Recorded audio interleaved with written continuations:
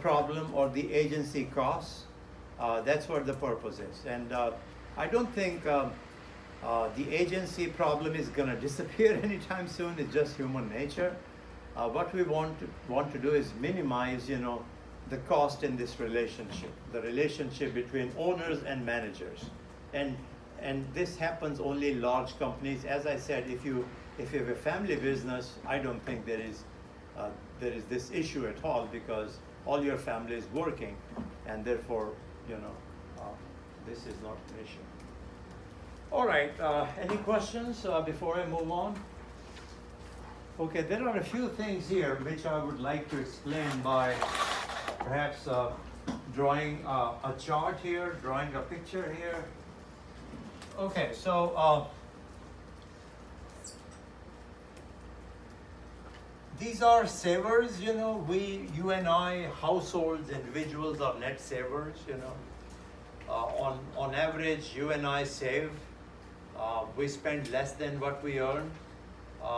In some years, I think our saving rate was negative in the past, in some years, but overall it has been positive. We save approximately 2 to 3% as a nation, 2 to 3% of what we earn. So we have savers here, households, individuals.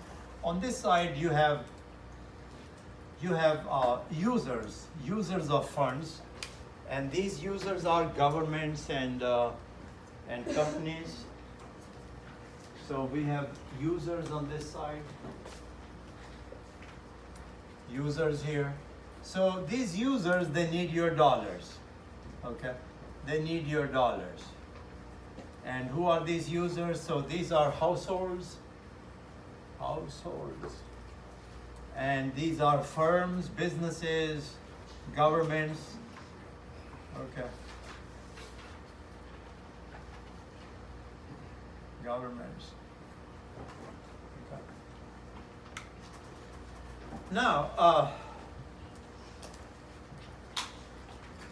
are there many cases, if I have some savings, for example, can I call Walmart directly or Facebook directly, hey, I've got $100, I want to buy your stock, or I want to lend you $100.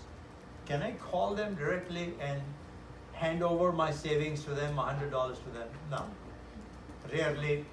I mean, I can come up with some instances where this happens. So your savings are not directly transferred to these users. No.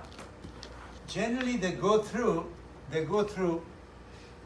financial markets here. So let me box them. So these are financial markets. Financial markets here. Or, I'm sorry, financial institutions. I want to list institutions up there.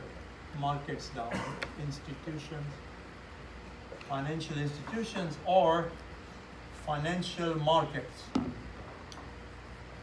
We call them intermediaries. Okay, so a box here. And who are these banks, for example? Okay, banks, mutual funds,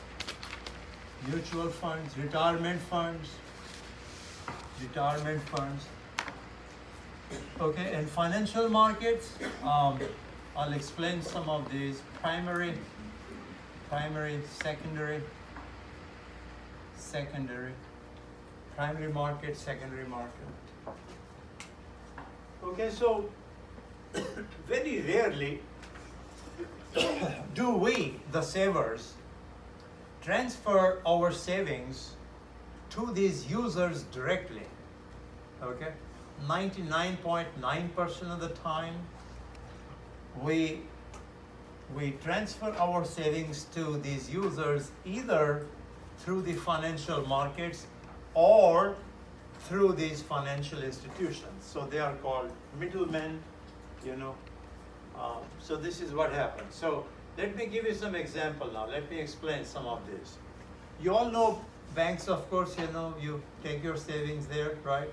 What does your bank do with your savings? Your bank makes loans to Facebook, Twitter. That's what your bank does. Okay, may not be our local bank here, but I'm talking about big banks, Bank of America, Chase, their head offices, they make these loans to these big companies all the time. And your local banks, Chase local bank, of course, they'll be lending money to area businesses. So they do all these things here. You all know mutual funds. Mutual funds? Pension funds? Mutual funds are investment companies. So if you have no expertise, you don't know anything about eBay, Google, AT&T, you have no idea, how to invest your money. But you want to invest, say, in Dow Jones 30 stocks, okay?